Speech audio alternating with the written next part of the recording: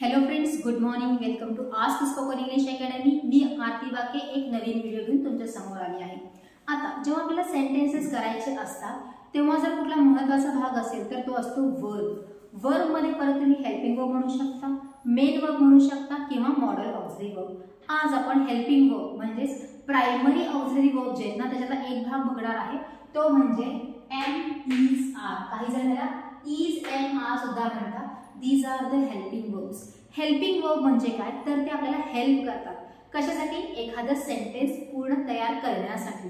Sentence करण्यासाठी म्हणजे कुठेही यूज करायचं का त्यांना, किंवा त्या वाक्यामध्ये फक्त वर्ब्सच येतील का? Of course not. वाक्य तयार करण्यासाठी आपल्याला काय काय गोष्टी लागतात ते आपण अगोदरच खूप साऱ्या व्हिडिओमध्ये बघितले आहे. सब्जेक्ट, वर्ब, ऑब्जेक्ट आणि कॉम्प्लिमेंट. इव्हन प्रत्येक टॉपिकवर आपण वेगवेगळे व्हिडिओ बघितलेले आहेत. जसे की कॉम्प्लिमेंट म्हणजे काय, ऑब्जेक्ट म्हणजे काय, वर्ब म्हणजे काय आणि सब्जेक्ट म्हणजे काय. आज त्या वर्ब मधला फर्स्ट बघणार आहे आपण एम इज आर. हे काय आहे? These are the helping verbs. ह्यांनाच आपण म्हणतो प्रायमरी ऑक्झिलरी वर्ब्स. ज्याचा अर्थ आहे, आहोत किंवा आहे. जसं तुमचा सब्जेक्ट असतो त्याप्रमाणे तो चेंज होणार आहे. जसं मी आहे, तो आहे, आम्ही आहोत, ते सगळेजण आहेत, असं त्याचा end of the sentences Marathi होणार आहे. आता तीन आहेत, मग कोणासमोर काय वापरायचा हा प्रश्न पडला असेल तुम्हाला. तर एम आणि इज हे दोघं सुद्धा काय आहेत? सिंग्युलर हेल्पिंग वर्ब्स आहेत. सिंग्युलर म्हणजे एकवचनी. जर करता एकवचनी असेल तर एकवचनी आपल्याला हेल्पिंग वर्ब घ्यावा लागेल आणि अनेकवचनी असेल तर अनेकवचनी. आर हे काय आहे? अनेकवचनी आहे.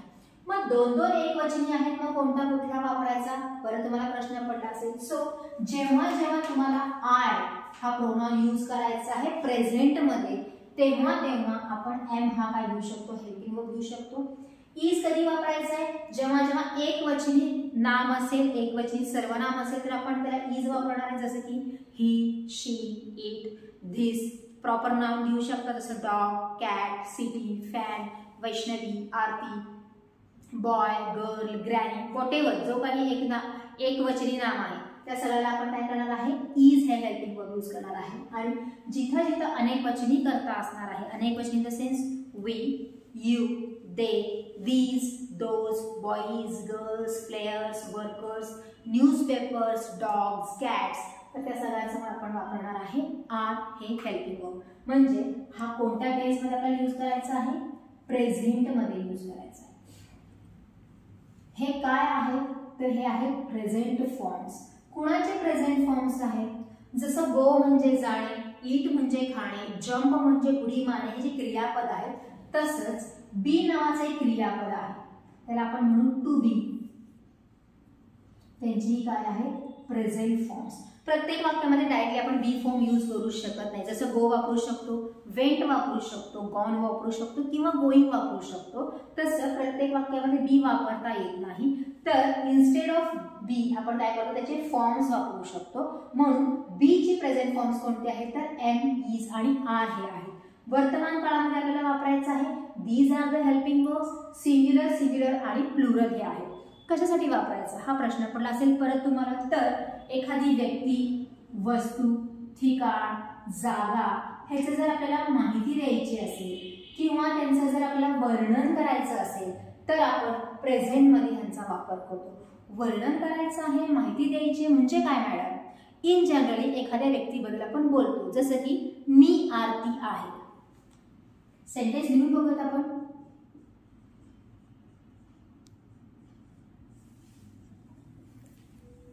आता वाक्यामध्ये तुम्हाला आहे हा शब्द दिसतोय, इथं सुद्धा आहे.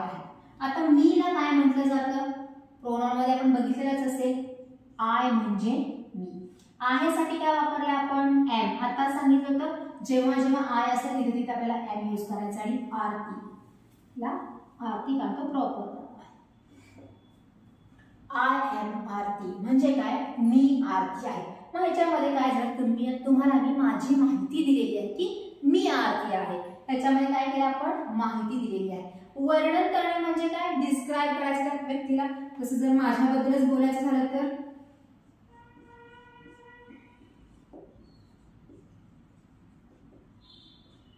मी उंच आहे. आता हे सेंटेन्स कसं होईल मग?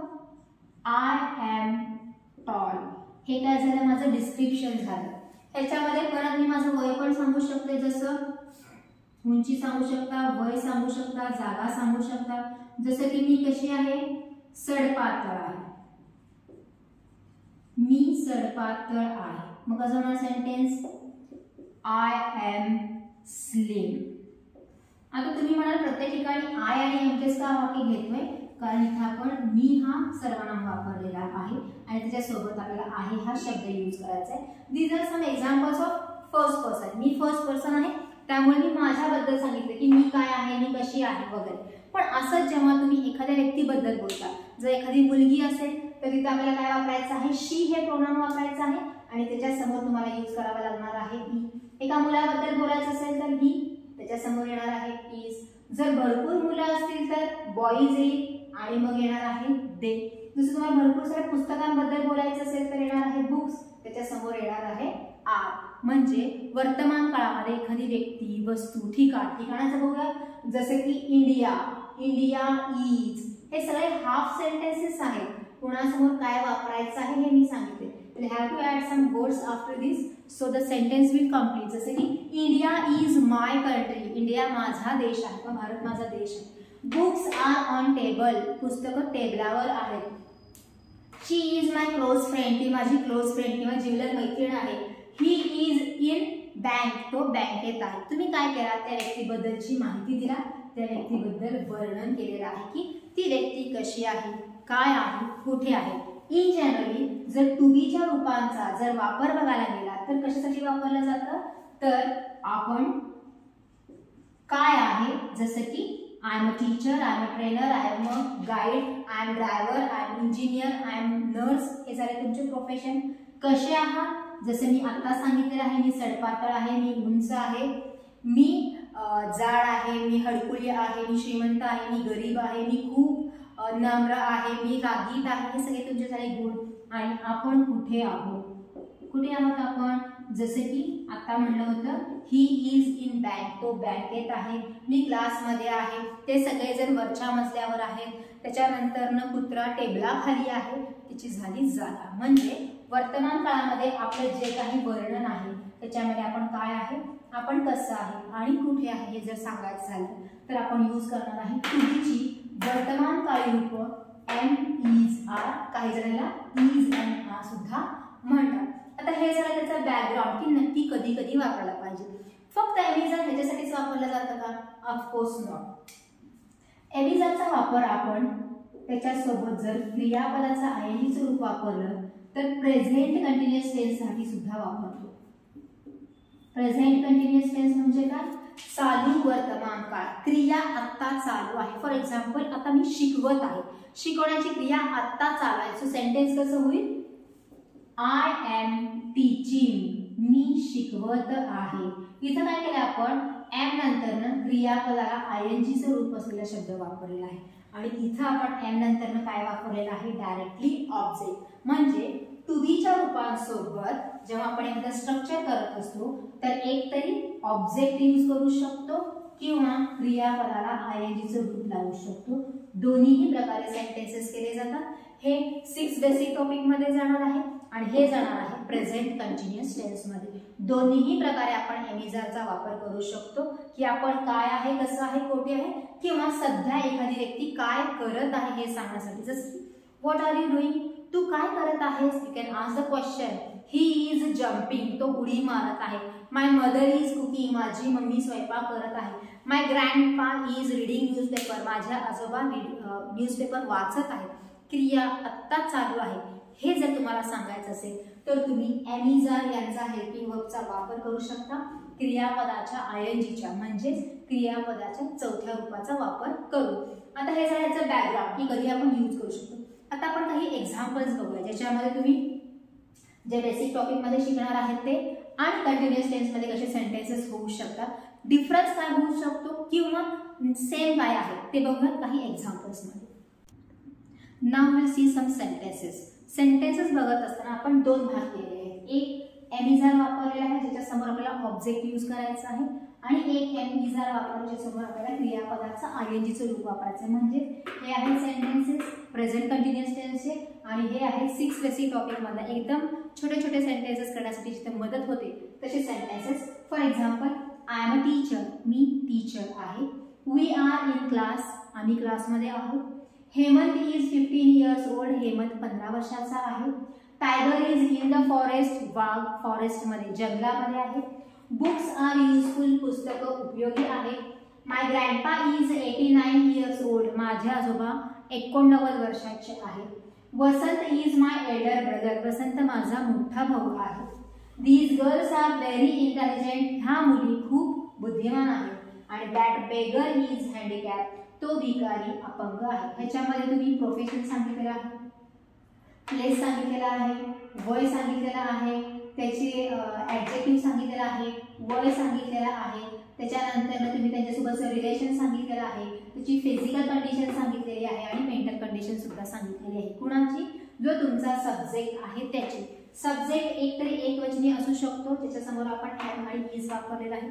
काही अनेकवचनी असू शकतात जिथं आपण आर यूज केलेला आहे. इथं मी दॅट आणि दिस हे दोन डेमॉन्स्ट्रेटिव्ह प्रोनाउन यूज केलेले आहे. ह्याचे व्हिडिओ तुम्ही ऑलरेडी बघितलेले असेल. ते एकटे सुद्धा येतात आणि प्रॉपर नाउन सोबत सुद्धा येतात. सो इथं आपण प्रॉपर नाउन सोबत घेतलेला आहे. दीज गर्ल्स, या मुली. दॅट बेगर, तो भिकारी. म्हणजे जे तुमचे सब्जेक्ट आहेत ते एका शब्दाचे पण असू शकतात किंवा दोन शब्दाचे सुद्धा असू शकतात, जे वाक्याच्या सुरुवातीला येतात. कन्सेप्ट होती आपली आहे या अर्थाने जे शब्द वापरणार आहे त्याचे सेंटेन्सेस कसे होतात जर बेसिकमध्ये बघायला गेलं, छोटे छोटे वाक्य तयार करायला गेलं तर. मग तुम्ही म्हणाल की फक्त अशाच प्रकारे सेंटेन्सेस होणार आहेत का, निगेटिव्ह होणार नाहीत का? ऑफकोर्स, जेव्हा जेव्हा आपल्याला निगेटिव्ह सेंटेन्स करायचा असतो, जेव्हा जेव्हा आपल्याला क्वेश्चन तयार करायचा असतो, तेव्हा आपल्याला फोकस करायचं असतं त्याच्यामधल्या हेल्पिंग वर्बला. If you want to make negative sentence, we are not in class किंवा वी आरंट इन क्लास, म्हणजे प्रत्येक वेळेस काय करू शकतो आपण, नॉट, नो किंवा एनडी प्रत्यय लावू शकतो. निगेटिव्ह शॉर्ट फॉर्मचा वेगळा व्हिडिओ आहे, ते तुम्ही बघू शकता. प्रत्येक हेल्पिंग वर्बच्या नंतर तुम्ही नॉट, नो किंवा एनडी हा प्रत्यय लावला की त्या वाक्याचं निगेटिव्ह सेंटेन्स होऊ शकतं. आता बघत आपण एमिझा जेव्हा हेल्पिंग वर्ब घेतलेले आहेत त्यांच्यासोबत जर क्रियापदाला आयएनजी रूप आलं, म्हणजेच प्रेझेंट पार्टिसिपल आला किंवा वर्ब फोर फॉर्म आला, तर सेंटेन्सेस कसे होतात, तर ते सांगतात की क्रिया आता चालू आहे. For example, I am teaching English, मी इंग्रजी शिकवत आहे. वाहेदा इज मेकिंग डोसा, वाहेदा डोसा बनवत आहे. Surekha is watching Insta reels, Surekha इन्स्टाचे रील बघत आहे. वर्कर्स आर टेकिंग रेस्ट, कामगार रेस्ट करत आहे. Our maid is sweeping the rooms, आमची कामवाली बाई आमची खोल्या झाडत आहे.